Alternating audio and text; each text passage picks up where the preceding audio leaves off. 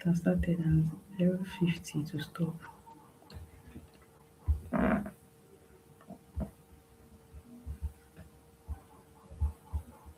Live listener started. Hello. Hello. Can you hear me? Hello. Can you hear me? Hello. Can you hear me? Testing the microphone. Can you hear me? Hello. Hello, everyone. Welcome to Live Chats. Hello. Can you hear me? Are you hear me? Okay. All right. Welcome, everybody.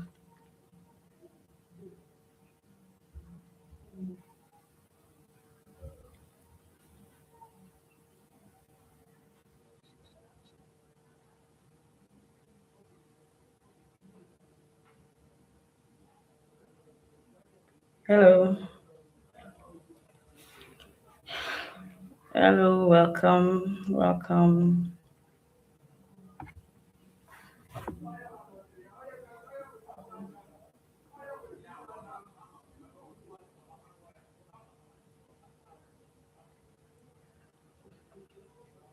Hello,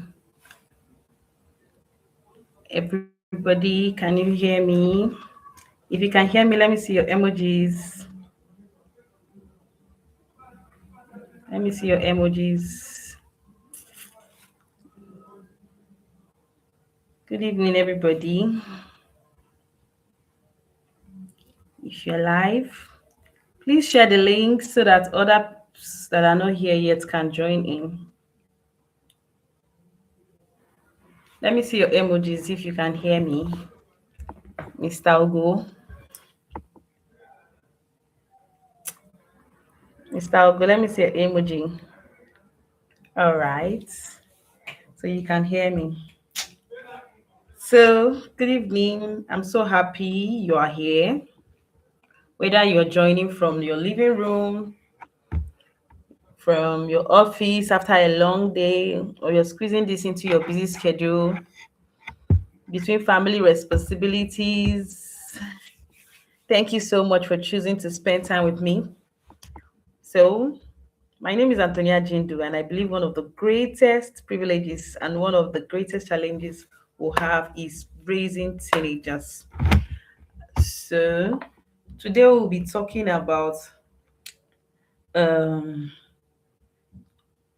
today we'll be doing the question and answer session. Okay, we'll be simply be talking about letting go without losing control. Letting go without losing control. So while we wait for others, can if you're live, let me say your emojis. Comment in the put your drop your comments in the comment section. Let me see that you are there. I'm only seeing Mr. Go. Drop your comments.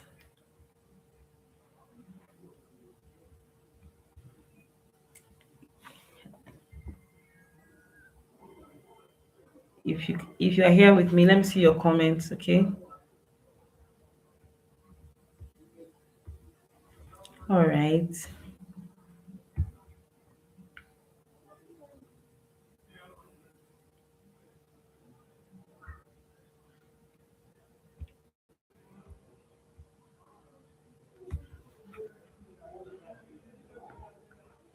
Okay, I'm so happy to have you all here. Uh, Last week we had a very awesome time. So today we'll be doing majorly a question and answer session. Okay. So our question and answer session is basically just ask your questions and let's give answers. This is a circle or community for parents and teachers and everyone that handles teenagers. So let's discuss. Just drop your questions and let's answer them. If you have a question, just drop in the comment section. Thank you, Mr. Ogo. I see your thumb up. Thank you so much.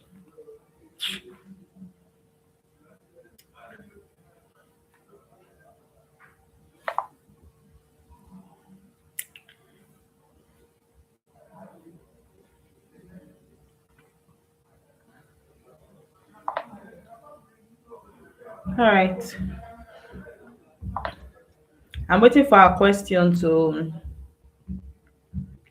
any question. Any question. Okay. Before our questions come in, let's discuss. Okay.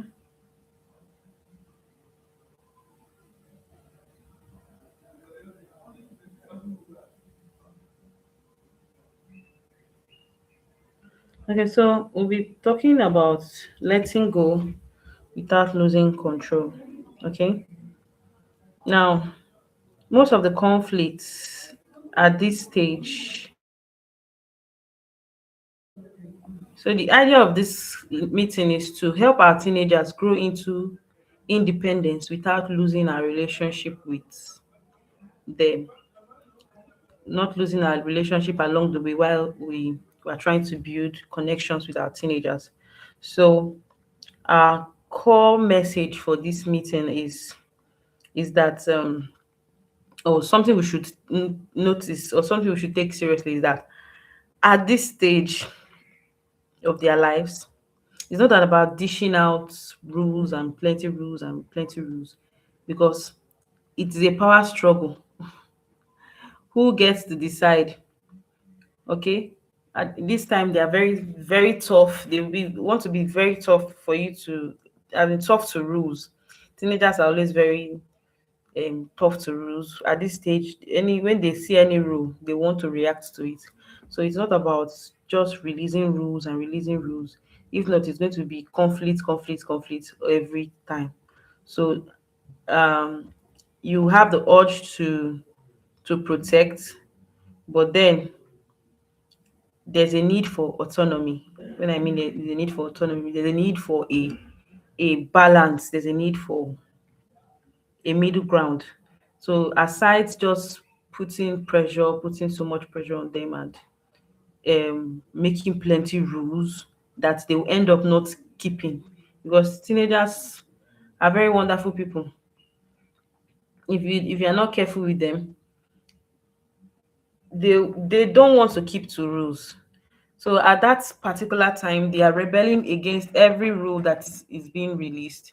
So it's not a time to start to drop in plenty rules.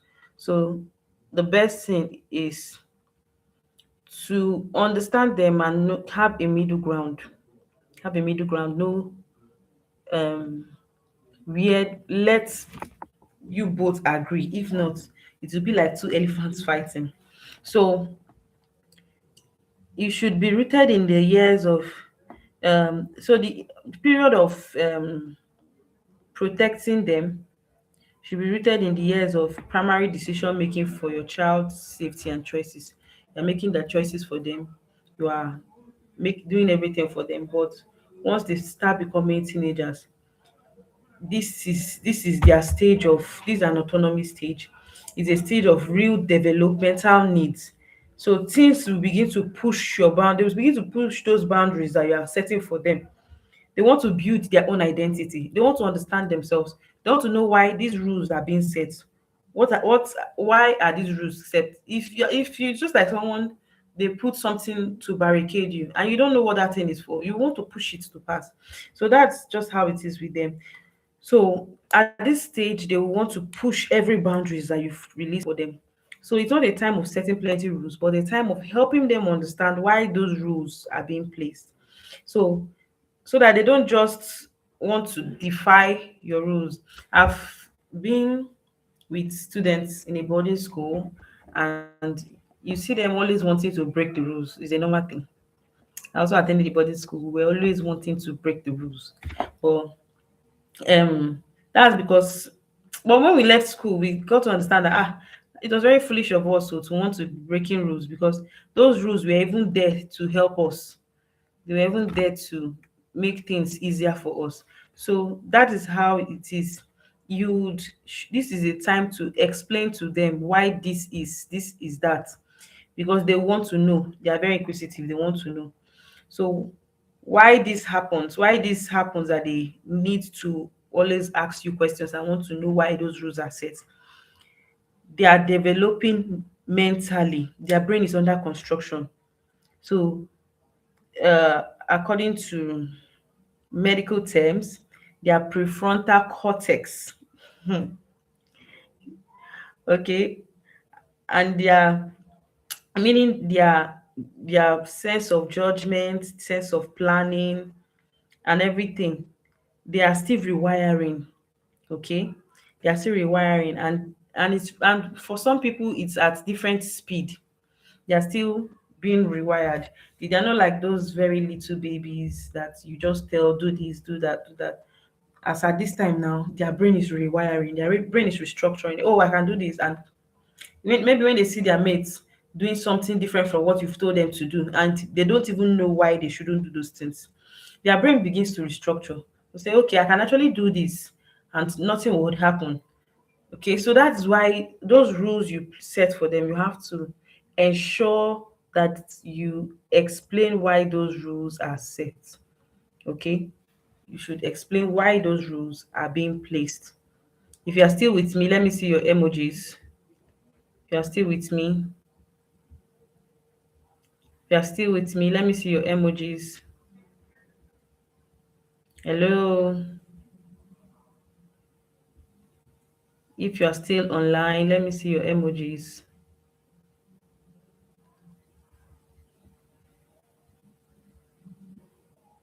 Please comment with your sticker so that I can know that you're still with me. Okay.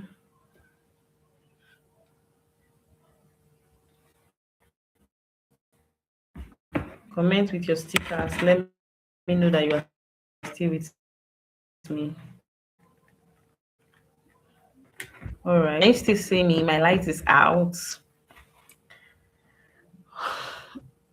All right. So as I was saying, why these teenagers are fighting against every rule you set is that their brain is still under construction.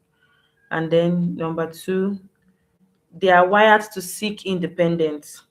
At that stage, they are seeking independence. And so the testing boundaries is biological, it's only normal. It's not a personal thing. It's not that my child is like this, or it's just my child being funny. No, it's just a normal thing. It's not a personal thing, it's just a normal thing for every one of them at that stage. It's how identity gets built at this age.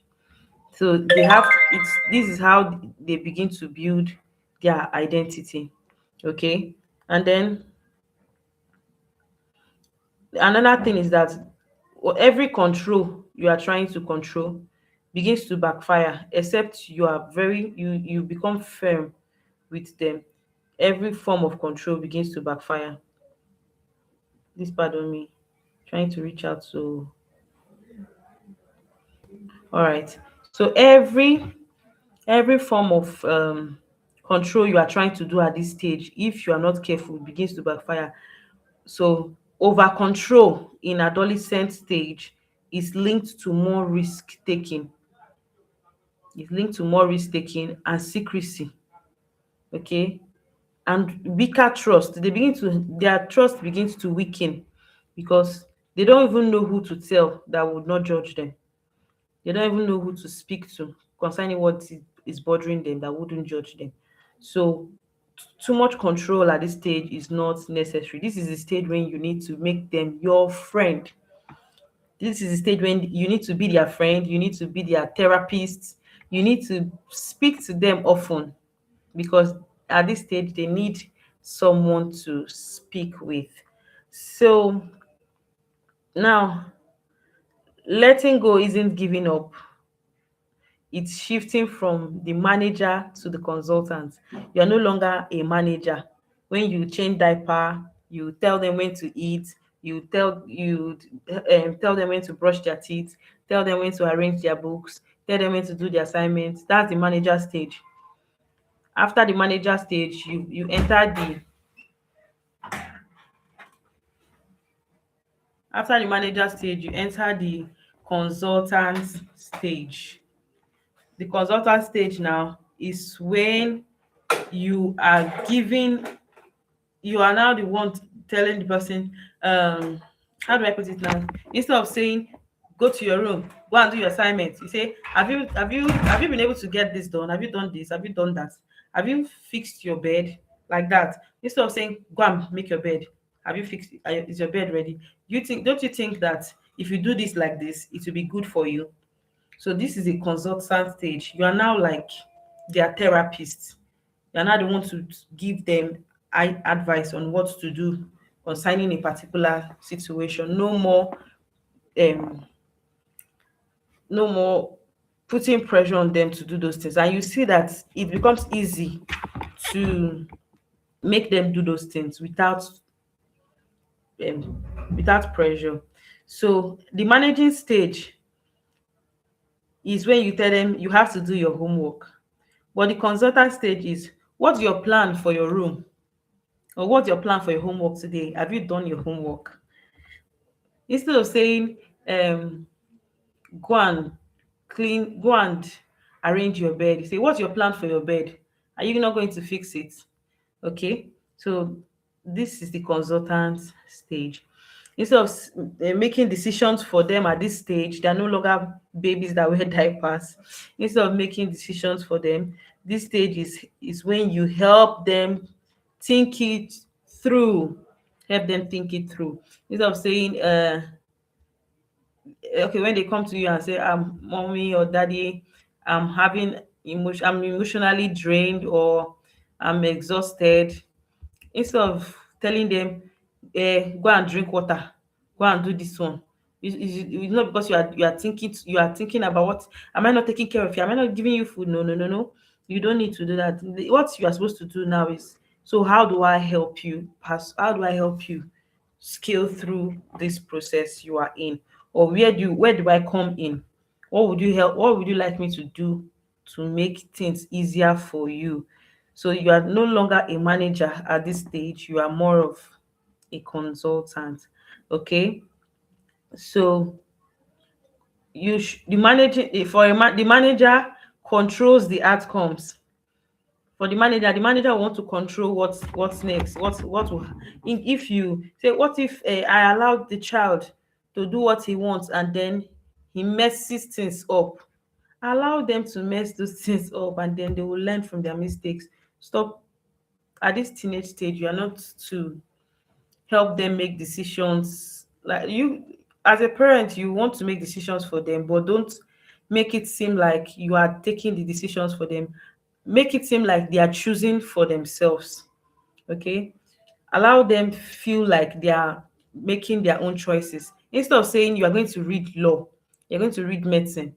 So what do you think about reading law? You are very good with reading books. You're very good at arguments. Don't you think reading law will be good for you? You see, those two things sound differently. So instead of making decisions for them at this stage, allow them to make their decisions, because at the end of the day, if that child should read that law and doesn't go well, you the parents will end up taking the blame for it. So just allow them make their own decisions. Don't tell them, you must do this like this. No, this is their decision stage. This is the stage where they begin to find their identity. Say, Tolu or Bola, you are very good with fine arts.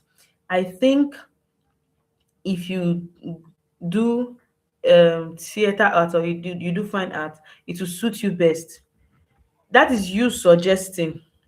And because they are still kids, or they are still babies that don't know that they are babies, or growing babies, they would they will say, for my mommy to notice this, it means it will be fine for me. And then they'll end up doing that thing that you wanted them to do and doing it with all their heart because they know they are doing it to please you. You see, there's a difference between both things. So quit being the manager and be their consultant. One other thing is that rules enforced through fear. For the manager, they enforce rules through fear. That's what I want to say. They enforce the rules through fear. They want to put that fear in the child. After all, I'm still your father. I want to tell you what to do and what you shouldn't do. But for the consultant, you set boundaries. As you're setting the boundaries, you are letting the child know that you are respected. I respect you and I respect your boundaries. Okay. So now for the practical shifts, what are we going to try this week? One of the challenges we'll be taking on this week, one of the challenges we'll be taking on this week is that you should pick your battles. Number one is that you should pick your battles. Choose what you want to do. Pick your battles. Ask safety issues or preference issues. Save your firmness for safety. Save your firmness. Don't act firm this week. For this week, don't act firm. Just ask safety instead of instead of putting pressure or trying to be firm. Try to try to give them room to make choices. That's what I want to say. Pick your battles. Don't Not everything that will make you want to shout at every point that you want to shout. Pick the things you should shout for. There are some things you just allow them. Do it. Let me see what you can do. Okay. So when the child is already getting to the edge, you're not saying no, this you shouldn't have done this way. Do it this way. So now you are now their consultant. Not Remember what we said earlier. You're now their consultant, not their manager. You tell them do this way, don't do it that way. Okay. And then number two is that questions over commands. Questions over commands. Let's ask, let's instead of putting commands like um you must do this, you must do that, you must do this before I get, put questions. Questions like, what time makes sense to you? Okay, we want to do this today. What time do you think we should do this? It helps to make the child feel comfortable and know that okay, we're in this together, instead of putting enforcing rules. Just make them feel like they're part of the conversation. I remember, okay, a better way to understand this is during, I know there's this family tradition we used to have in my house. Instead of a particular time of celebration, something like Christmas, Easter, and all that, instead of my mom saying we're going to cook this today, she would give everybody the chance to pick a paper and write what you would like for us to cook for that day and what kind of drink we should take. So, pardon me. So, give them the opportunity to be a part of what is going on, not enforcing your rules, not commands, but dropping questions. How do you think we should do this? Look at what is going on. How do you see it? What do you think we should do about it? That alone helps a lot than enforcing rules. Okay. Then number three, separate boundary from relationship. Separate boundary from relationship. Hold the line and stay warm, but at once hold the line. Don't let them cross the line. Hold the line for them. Draw the line that if once this child crosses this line, then show I will not bring down my hammer. Okay. While you are holding the line, you should stay warm, stay calm, still be cool with them. Okay. Even as you are still making them feel at home, still draw the line. Don't let there be some rules that you place that once this child crosses the line, this is what he gets. So the child already knows that, oh, my mom has given me, or my dad has given me the liberty to do what I want, but I must not cross the line. I must not mess up. I must not do this particular thing because this would make her or him, my dad or my mom, sad. So as much as you are crossing the line for them, be warm, be calm with them. Okay.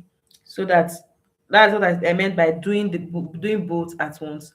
Be warm with them, and at the same time be their um consultant, like I said earlier. Okay. Number 4, let natural consequences teach. Natural consequences, let them know what it feels like. If they want to jump over the cliff, sometimes just allow them. Let them go close to the cliff and see what it looks like down there, and you see that they will return. Okay. Let them experience natural consequences. I didn't say if you allow your children to fall into danger. What I'm trying to say is that allow them see the what is behind, what they are going to what is going to happen if they actually cross that thing that you are warning them against. After our last session last week, and someone reached out to me and she was we're talking about um okay, this question was asked that how do you um discuss with your child, or how do you discuss with a child that is already sexually active, like how do you handle that? And then I received a phone call from a lady. She said one of the things she said was that telling a child that Coke is sweet will not satisfy their curiosity until they taste it. So that is how it is with so you don't need to be telling the child, don't be sexually active, don't be sexually active, don't do this, don't do that. Show the child what and what will the person will experience if he or she eventually falls into that temptation. She mentioned that while growing up, she was a victim of, or she was a child born out of wedlock, out of teenage pregnancy. And she explained so many ordeals the mother had to go through as a teenager that got pregnant. And so seeing that now, it became clear to her not to fall into such situation again, seeing what her mom has already gone through. So while you are trying to explain to your children, open their eyes to see the consequences behind those things. Don't just tell them don't do this. Tell them why they shouldn't do it. Tell them the things they would the the traps that are in that thing, why they should avoid it. Because at this stage is an identity stage, is a stage of belonging, is a stage of wanting to know more. So don't allow them learn about it outside. Be the one to show them what it feels like, it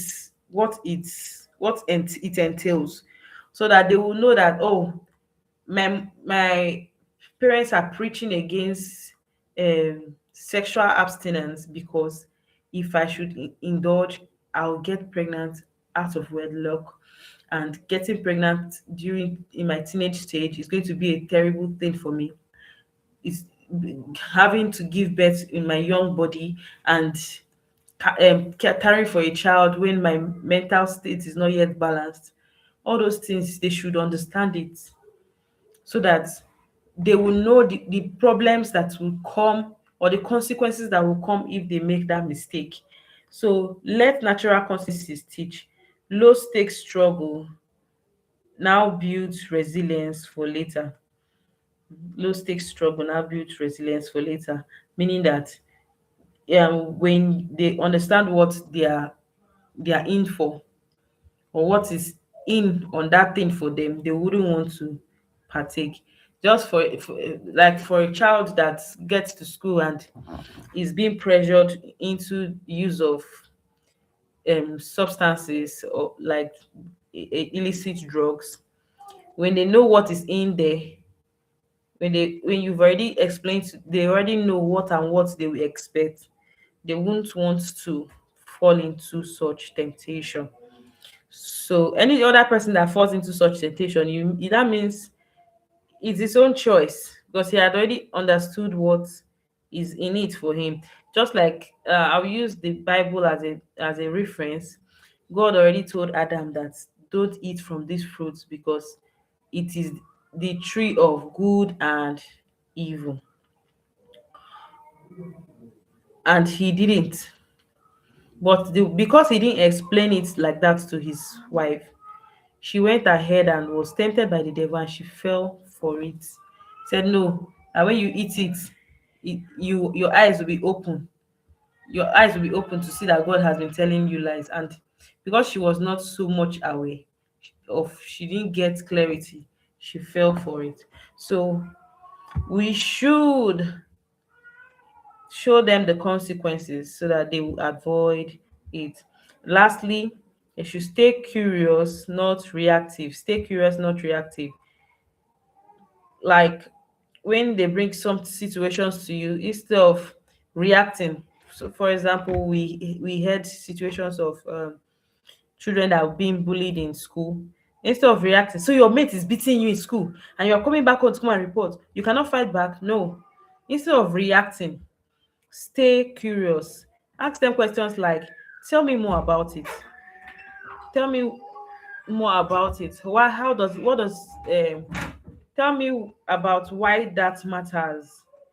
Instead of escalating the situation, try to find out why, what the child is actually going through. Sometimes this bullying in secondary schools is not just someone beating a child. It might even be his own mates, his or her own mates, speak speaking ill of the person and making him or her feel very uncomfortable in class. So bullying can come in different ways. So instead of saying uh, so you cannot talk back, you cannot do back, it's better you just tell them, tell me more about it, let me know what's, let me understand, explain to me. Okay. So now, let's assume your 15-year-old wants to take a walk to a friend's house alone at night for the first time.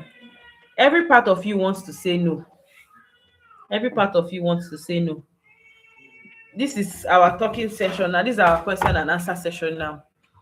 Every part of you wants to say no when your child, your 15-year-old wants to take a walk to a friend's house alone at night for the first time. Okay. So now let's talk through it. If you had such a situation, what are your underlying fear?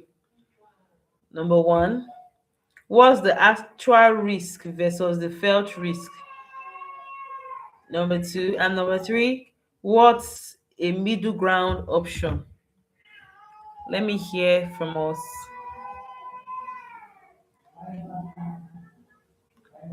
Let me hear from us.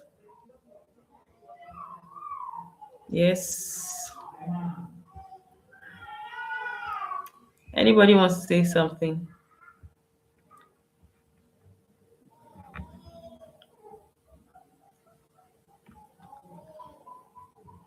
Anybody wants to say something?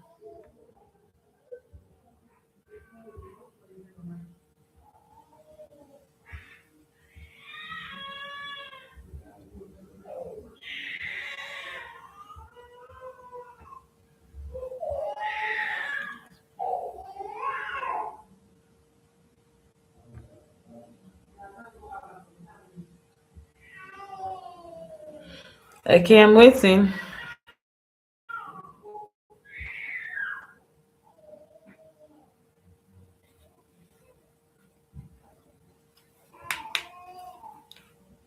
Let's assume your 15-year-old wants to take a walk. What's your fear concerning that walk that child wants to take in the evening that is making you want to say no? What's your fear? The one, and what is the risk versus, what's the actual risk versus the risk you are fearing? What is it? That is the question. Then what's the middle ground option?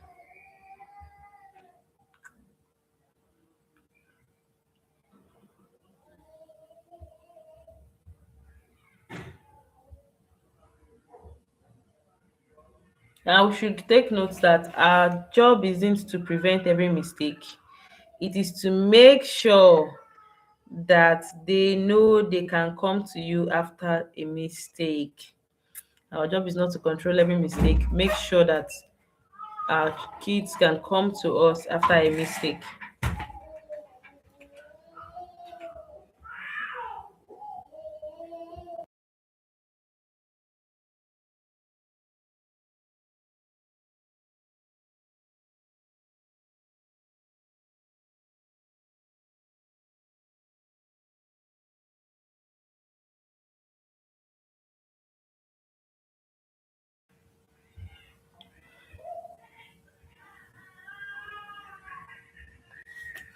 All right.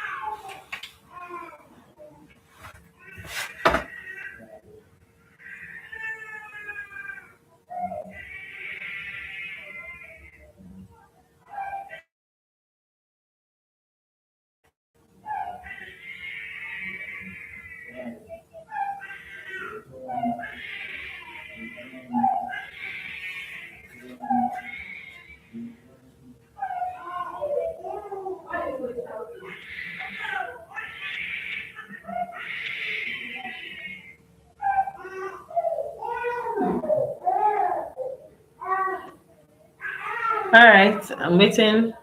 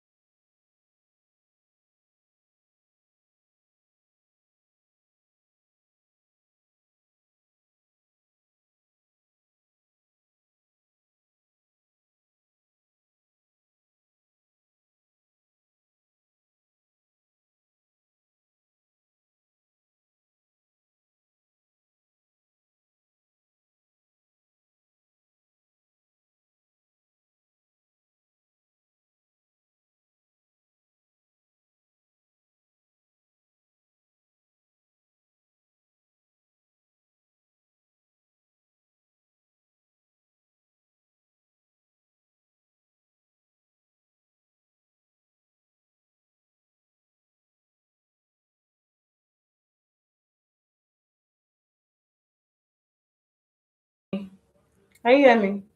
So I was asking a question like, if your 15-year-old says they want to take a walk, what will be our reactions?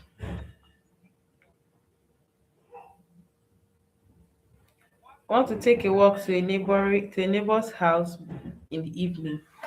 What will be your reaction? What is your actual risk? What is the actual risk versus the fact that comes to your mind that makes you want to say no to their request? Yes.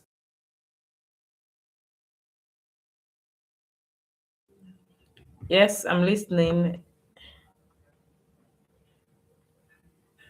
Any question?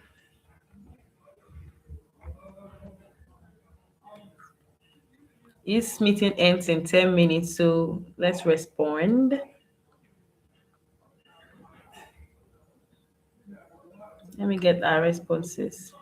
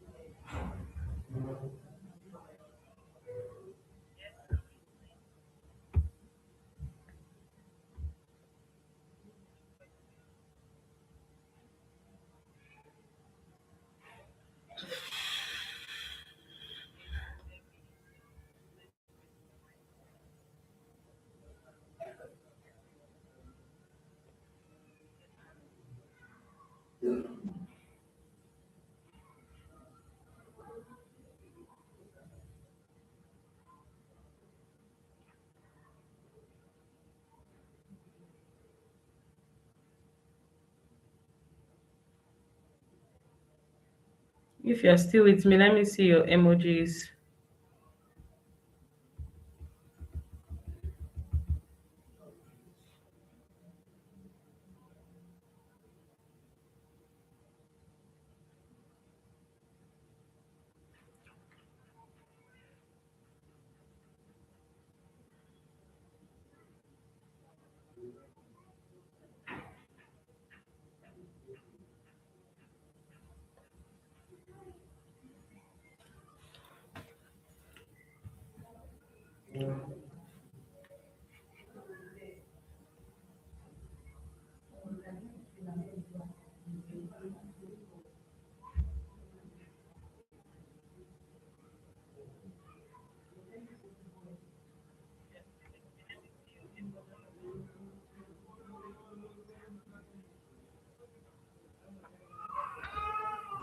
Thank you.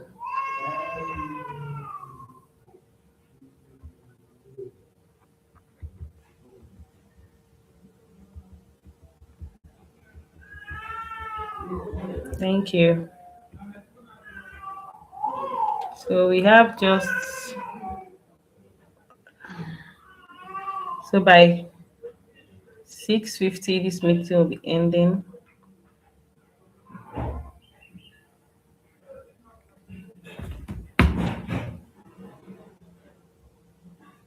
We have 8 minutes. So any questions? Triple questions?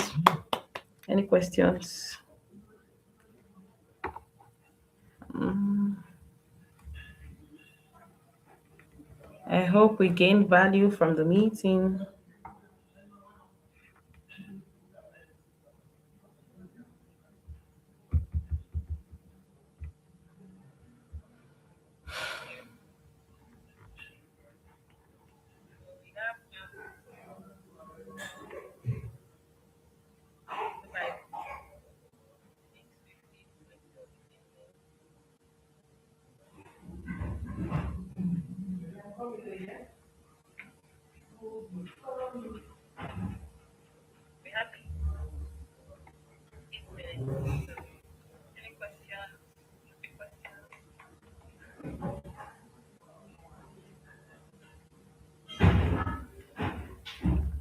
Well done.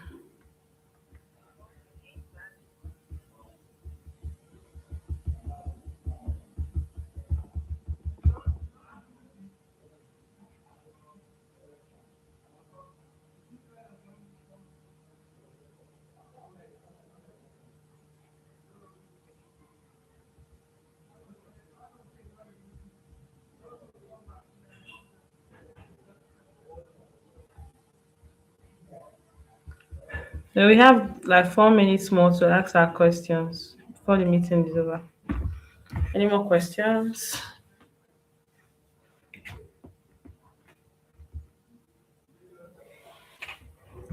Okay. In the absence of none,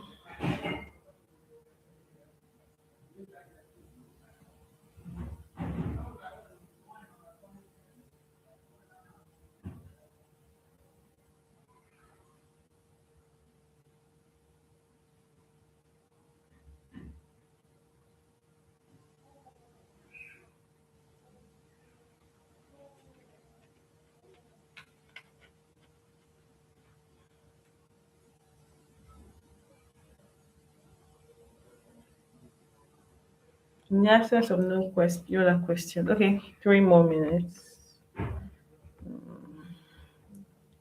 Let's just wait if we have another question.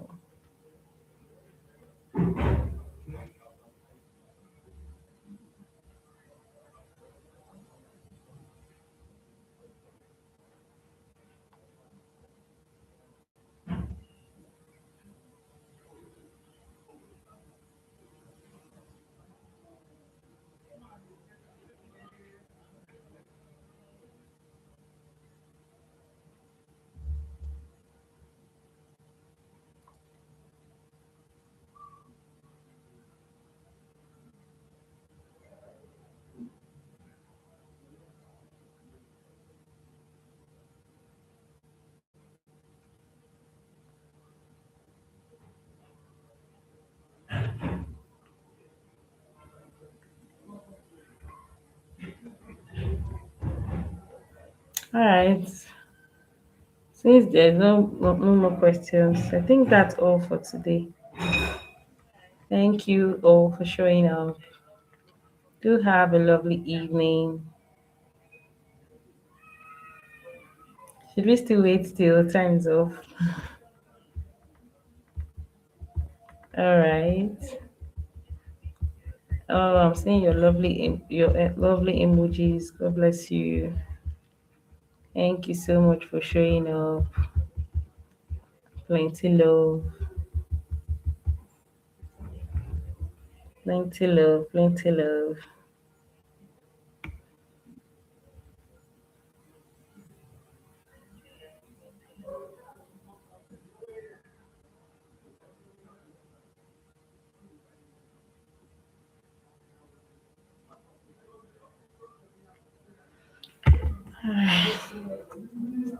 All right, our time is up. All right, thank you so much for being around. Do have a lovely evening.